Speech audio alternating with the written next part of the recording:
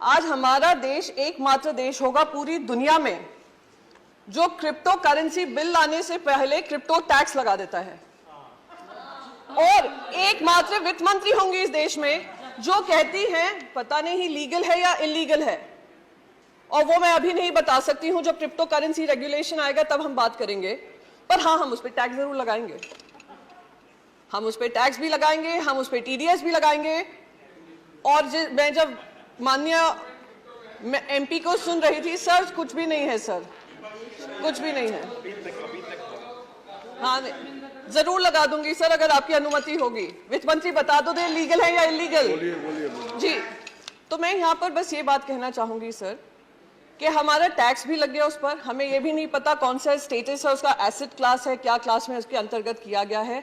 जिस तरीके से बताया गया इस पर टैक्स लगाओ, टैक्स लगाओ, टैक्स लगाओ और बढ़ाओ, क्योंकि बाकी सारे देश कर रहे हैं, उससे मुझे ध्यान आता है, और शायद सभी को ध्यान होगा, जब देश में कंप्यूटर आया था, देश में जब कंप्यूटर आया था तो हमारा ये विपक्ष ही था जो बैलगाड़ी लेकर बाहर आकर अपोज कर रहा था, कहा था लाखों लाखों युवा बेरोजगार हो जाएंगे, बेरोजगारी चरम सीमा पे बढ़ जाएगी, ये सरकार युवा विरोधी सरकार है।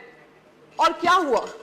कंप्यूटर आने के बाद अगर किसी देश को सबसे ज्यादा फायदा हुआ, देश के युवाओं को फायदा हुआ, वो भारत के बच्चों को फायदा हुआ।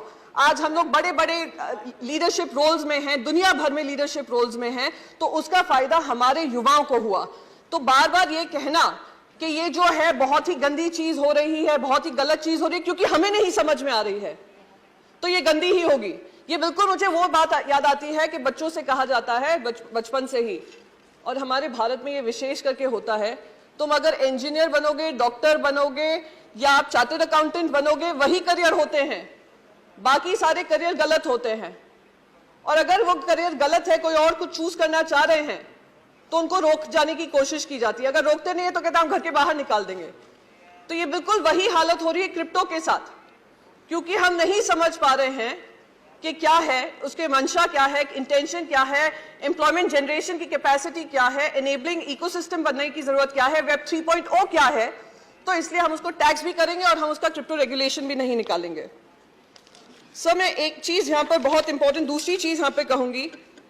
मैंने आपको कंप्यूटर का उदाहरण दिया, ऐसे ही इंटरनेट जब आया था, देश में ही क्या दुनिया में, हर डिस्ट्रप्टिव टेक्नोलॉजी आपको भी डिस्टर्ब करेगी, पॉलिसीज को डिस्टर्ब करेगी, और हमारी जिम्मेदारी बनती है कि हम उस टेक्नोलॉजी के आगे बनकर एक रेगुलेटरी फ्रेमवर्क बनाएं और इससे हम घबराएं नहीं।